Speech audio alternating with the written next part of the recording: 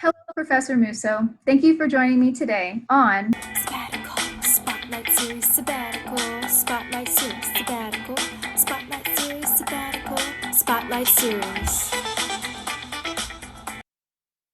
Sabbatical Spotlight Series. Hello, it's good to be here. Professor Musso is the director of the Brandstater Gallery and an assistant professor in the Art and Design Department. He willingly spent his summer sabbatical hiking the Hayduke Trail, an extremely challenging 800-mile route with some of the most breathtaking landscapes in the world. As he journeyed, he kept sketchbooks to record his findings. Tell me a little bit about your sabbatical. What made you interested in this trail in particular? So sabbatical was a 10-week period that I elected to go to the Colorado Plateau. And for each discipline, a sabbatical can range widely in what that entails. I'm a visual artist, and so I like to go out into different wilderness areas and experience everything that is there and then bring it back and make artwork.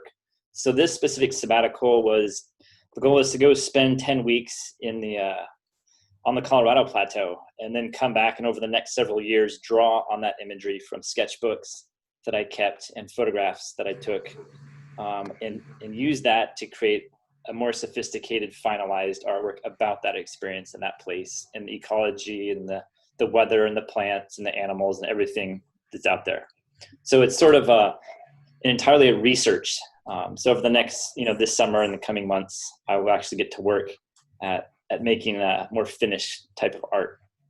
This is a map of the route. Okay, so here's Utah on the top and Arizona on the bottom. And so I started here at Arches National Park and then went through Canyonlands and Capitol Reef and Escalante and up to Bryce and then down to Grand Canyon and ending at Zion. So it was about 800 miles. And you can see the Colorado River that goes through here. And so this whole plateau is like a raised area along the river. And this river, after going through Lake Powell and Lake Mead and a bunch of other reservoirs, ends up at Lake Matthews, which is right by La Sierra University. And so we have this direct link from Riverside and the campus directly to the Colorado River. So it's the lifeblood of the Southwest. And I want to go out and explore and see. It's the most remote area in the contiguous U.S. During this trail, what were the biggest challenges you faced? So this was here leaving Arches National Park, and here I'm sketching away, and then here's at the end, right? And I'll talk about the challenging parts first, but so this picture on the left was right at the very end after my beard had grown long. And the picture on the right, another hiker took of me in a slot canyon. And you can see me sketching here. Another hiker took this that I met. In general, I didn't see anybody, but sketching away. So here's some of the sketches from my sketchbook. Stop sharing again. So anyhow, the biggest challenge was water. And water is the most significant issue, right? I mean, in the Southwest U.S., it is and will continue to be the most significant issue. And so finding enough water to actually, not die was a challenge because, on the maps, it'll say spring, you'll get there and there'll be no water. And then it's like, oh, great, 30 more miles of hiking.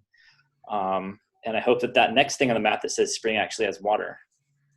So that was the main thing. I'm glad you made it out safe. Yeah, me too. And alive. There was a few moments that was a little bit iffy when I couldn't find water. What were some of your favorite objects to sketch? We'll start here on this, with the mule deer skull. There's not a lot of big animals out there because there's actually not a lot of animals in general because there's no water hardly. So to see some mule deer and some mountain sheep, it's like they're really hard to sketch because they're fleeting. As soon as they hear you, they split.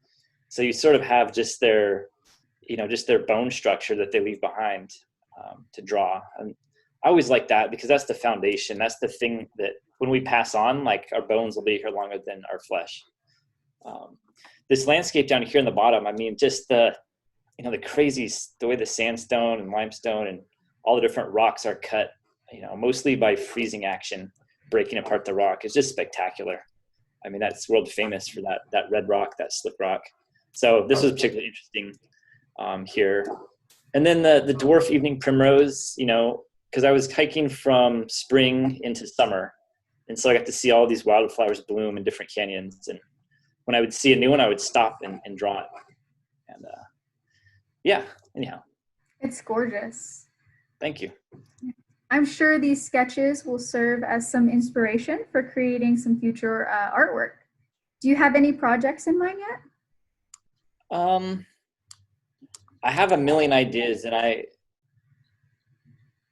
need to process. You know, the way that I work, it's very intuitive, which is strange because in a lot of disciplines in academia, it's like everything's pretty prescribed and rational. And you know, as a visual artist, a lot of it's, you know, trusting my gut feeling. And I need to spend some more time researching what I saw. You know, like reading about the plants and the animals and the geology. So once that kind of, you know, cooks in my brain for a while, a couple months, and it feels right, and I feel like I have an idea I can sort of follow and structure a composition, then I'll go from there. But yeah, I've got in my sketchbook, I have a million little notes of things that I want to investigate further. Thank you so much for your time, Professor Musso. And we will see you all next time on Sabbatical, Spotlight Series, Sabbatical, Spotlight Series, Sabbatical, Spotlight Series, Sabbatical, Spotlight Series. Sabbatical Spotlight Series.